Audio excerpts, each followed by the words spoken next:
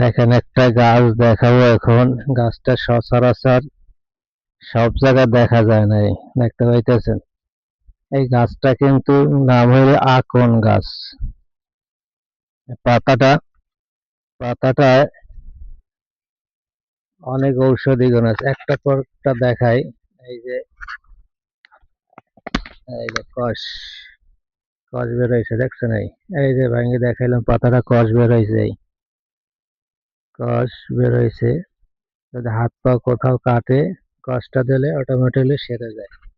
আর একটা হইলো, যদি তার ব্যথা ব্যথা থাকে, বুকে ব্যথা বা সাইডে ব্যথা থাকে, তাহলে এটা একটু ফল আছে কিন্তু, এই যে ফল, এই যে ফলগুলো দেখতে পাইতেছেন, এই যে ফল, ফল আছে, এটার ফল, এই যে ফলগুলো দেখেন, এই ফল।